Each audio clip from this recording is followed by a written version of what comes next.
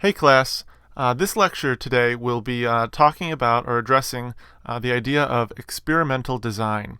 Another way of saying that is what we're trying to do is we want to learn how to approach controlled experiments.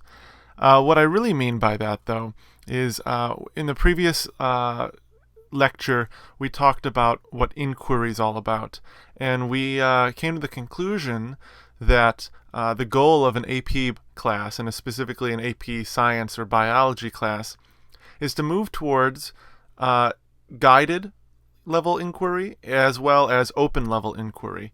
And if you recall, what that means in terms of your job is to ultimately design your own experiment. You need to be experts by the end of this class at experimental design.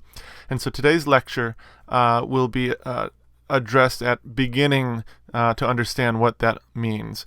But if you recall from our inquiry lecture, in a guided level inquiry, I might give you the question. The question comes from me as the teacher.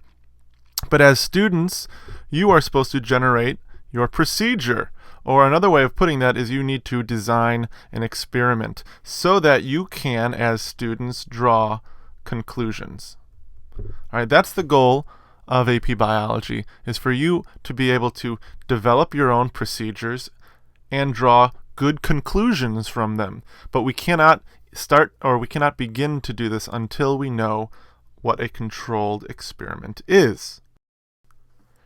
Now, when I usually tell my underclass science students, my freshmen and my sophomores, that we will be performing experiments in my class, they get all excited because they anticipate that experiments look something like this image that you see here. And I have to assure them that no. Experiments do not involve explosions, and they do not involve blowing things up. For whatever reason, younger students tend to believe that an experiment is a time where we get to be crazy, where we get to go be unsafe, and where we get to blow things up. And unfortunately, that is not the case. That is not what an experiment is, and specifically, it is not what a controlled experiment is. In a controlled experiment, what we're trying to do is we're trying to test relationships. What I mean by that is, as I spell the word, we're trying to test relationships. We're trying to test relationships between two variables. We're trying to see if one thing is related to another thing, if one variable is related to another variable. And when we talk about the word variable, we're really talking about this thing called change. And we're sort of looking for cause and effect. Okay? So we're looking to see if a change in one variable causes a particular effect or causes a new change in a second variable. That's what an experiment is, and that's what a controlled experiment is. So let's take a look at the definition of some of these variables. The first variable that we'll talk about is the independent variable. You may have heard this term in previous lectures or in previous years of science, but the independent variable is the variable that you change or you manipulate. All right? It is the thing that you have control over. You have power to change this variable. Okay? As a result, we can also call this the manipulated variable. The independent variable is also the manipulated variable. One way to remember this is through the mnemonic or the acronym MIX. Okay, and we're going to talk about that in a second, but the M in MIX stands for manipulated, the I in MIX stands for independent, and the X in MIX stands for the x-axis. So when you graph an experiment, your independent or manipulated variable will always go on your x-axis. So just remember the word mix, and you can remember what an independent variable is. On the other hand, the dependent variable, as the name implies, depends on the independent variable. Another way of saying this is the dependent variable is the change that results from the independent variable, or the change that responds to the independent variable. So the thing that changes in response to the independent variable, or the thing that changes in response to the thing you change, is called the dependent variable. And a good way to remember the dependent variable is through the word dry. Right? D in dry stands for dependent. R in dry stands for responds, or the responding variable. And the Y, of course, stands for y-axis. So when you graph dependent variables, they will go on the y-axis of an xy graph. All right, so this slide is a simple diagram that helps you understand the relationship between the independent variable and dependent variables. Okay, and what you can see here is that the independent variable influences a change or causes a change in the dependent variable. Okay, so independent variable causes the change in the dependent variable, or the dependent variable responds to change in the independent variable. Again, this is another diagram that shows you the relationship between the independent variable and the dependent variable. Again, you can see the independent variable is the thing that causes an effect in the dependent variable.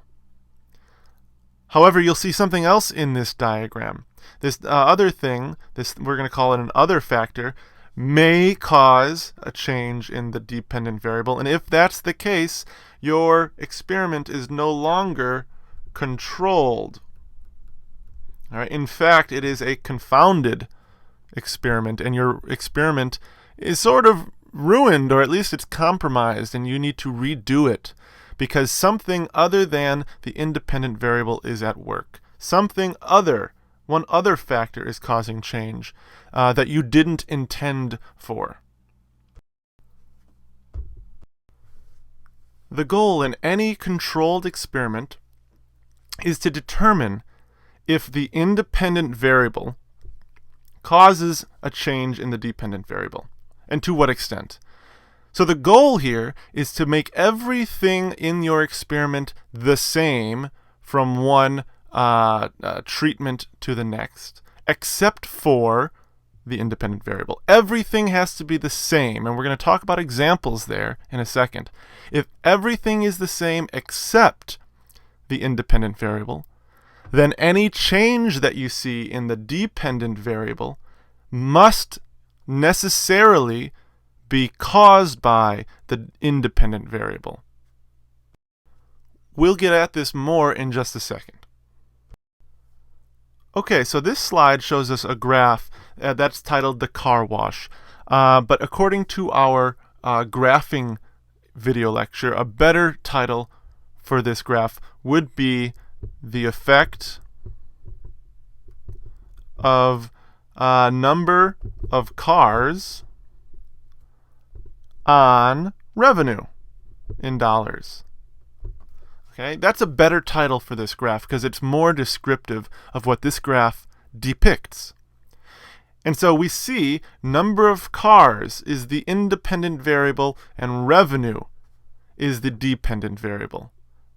Again, we have control over the number of cars that a particular car wash sees. It can open and close and can see more cars or let fewer cars. It has control. It can manipulate the number of cars. As a result, the revenue changes due to or depending on the number of cars. So revenue is the dependent variable. And if we remember, again, dry mix, we can then remember that the independent variable goes on the x-axis, or the horizontal axis, and that the dependent variable goes on the y-axis. And you can see that here in this graph. Okay, we see the number of cars on the x-axis, revenue on the y-axis. This is a good graph, maybe except for the title, but this is a good graph because it shows us where each variable goes. If we wanted to interpret this graph, I think it's pretty easy. We see as the number of cars increases, what happens to revenue? Well, it looks like it's moving upward. It increases as well. So as the number of cars increases, revenue increases. That would be the conclusion we can draw from this graph. A couple slides ago, I mentioned that in a controlled experiment, everything needs to be the same except for the independent variable. What I mean by that is that any other thing that can change, any other variable or a potential variable in an experiment needs to be held constant. All right. Anything that is held constant or the same between one treatment and another treatment is considered a control variable or a control. All right. A control or control variable is everything that stays the same between the experimental group and the control group. So let's take a look at a couple examples of what I mean by controls. In this picture of an experiment, we're going to call this experiment the effect of salt on plant growth. Okay? So you can imagine what's going to happen or what a person might be doing in this experiment. They would take a young plant, as we can see here. We're going to imagine that those are young plants, seedlings, and we're going to add salt to them or to this plant. And we're going to see the result of adding salt on plant growth. We would change, our salt would be our independent variable, and plant growth would be the dependent variable. Okay, but it's not enough to simply add salt to plants and measure plant growth, because we have nothing to compare it to. If salt does change plant growth, if it decreases or even increases plant growth, if we added salt to both of these plants, we would not be able to compare the two. As a result, we need to only add salt to one of our plants. If we only add salt to this plant, then after several weeks of plant growth, we could then take a look at our experimental plant, the one with salt, and our control plant, the one without salt. And we'd be able to compare the two to measure if there is any effect of salt on plant growth. And maybe what you see is there really isn't very much of an effect of adding a little bit of salt on plant growth. The key here is that the control plant, the one that we didn't add salt to, is in many ways identical to the experimental plant, or the plant that we did add salt to. The point here is, as a control, it is the same species of plant. It receives the same kind of pot, the same kind of soil, maybe the same amount of water. It receives the same amount of sunlight. It receives the same amount of carbon dioxide or air. It exists in the same temperature. All of these things are the same. The only thing that is different is that this plant receives salt and the experimental plant does not receive salt. As a result, we are testing only one variable, the independent variable, and everything else is controlled for or is held constant. In a similar experiment, we could test the effect of adding different liquids to water a plant on the effect, again, of the height of that plant. Again, in this experiment, the independent variable would be the different liquids that we add to a plant. The dependent variable would be that height of that plant, right? Because the height would respond or be dependent upon the different kind of liquid that you add. And all of the controlled variables or the controls would be, for example, maybe the type of plant used, the pot size, the amount of liquid that you give. Even though the liquids are different, the amount of liquid must stay the same, and even the soil type must be the same. In this way, we can then determine if all of these things are held constant, if only one thing is changed, that is to say the type of liquid used, we can then determine its effect on the height of the plant.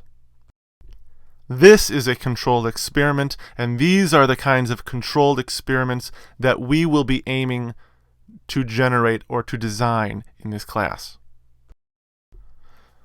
All right, let's quickly take a look at one more experiment. In this experiment, and it might be an experiment that we end up doing later this year, but in this experiment we take some pill bugs or some roly-polies, and we test the effect of certain independent variables on roly-poly or pill bug behavior. All right, we're trying to test what do pill bugs prefer, or what kind of conditions pill bugs prefer. And so what we see here is we see two different setups. We see our experimental setup and we see our control setup. Each setup has two different compartments. Okay? In our first setup, we're going to call this setup number 1. We see in the left compartment the moisture is wet, the right compartment the moisture is dry. And then we see light at a certain kind of intensity. Filter paper is a certain kind of filter paper. We've got a certain temperature. We've got a certain number of bugs at the beginning of the experiment. The right compartment is the same in terms of light, filter paper, temperature, and number of bugs at start. We look at the control setup and we see that the left compartment is wet, the right compartment is wet, and everything else is the exact same as the left compartment of experimental setup 1. What this tells us then is that everything is controlled for. The controls or the control variables would be light, filter paper, temperature, number of bugs, and so on and so forth. We could probably name a number more. The one thing that is different in this, in our experimental setup compared to our control setup, is the moisture. As a result, our moisture is our independent variable. So we could say that this title of the experiment might be the effect of moisture on pill bug behavior. And that would be a good title for this experiment, and it tells us exactly what our independent variable is and what our dependent variable is. We might even say pill bug preference or pill bug chamber preference. The takeaway here is that when we design experiments, our experiments must be controlled for, and that must only vary in terms of one variable, the independent variable. So this final slide, gives us a good sort of guidelines or a general layout of what you should be thinking of and what you should be including when you are designing an experiment. First of all, I promise you that there will be questions on my exams about how to design experiments, and probably more importantly, there are definitely questions on the AP exam that asks you to design an experiment, and you will receive points based on which items in this list, for example, that you include in your response. So it's important for us to be aware of what important elements are involved in designing an experiment. Let's skip, we should know most of this stuff in terms of, all right, here's our scientific method, here's our intro to our lab report in many ways, and here comes our materials and methods section, where we design an experiment. Our designed experiment must include constants, independent variables, dependent variables, control groups, experimental groups, sample size. How are you making sure that you're getting enough data? All right, so that random chance doesn't have an opportunity to swing its ugly head. Tell me the steps of your procedure. How are you verifying that your procedure is valid? What are the potential sources of error? Okay, and the important part here is with the independent variable, can it be tested? Can it be measured? Or is it impossible to measure? Can it be repeated? All right, if you look at your procedure, would an outside person that has nothing to do with this classroom be able to look, read your procedure, and follow it, and come up with the same results that you do? If so, your experiment is a good experiment and it can be replicated. All in all, this lecture helps get you aware of what different kinds of variables are, and if we can understand variables, whether they're independent, dependent, or control variables, then we can design a good experiment that involves all of these components so that we can be good scientists. That should wrap this up, and you'll receive further instructions later.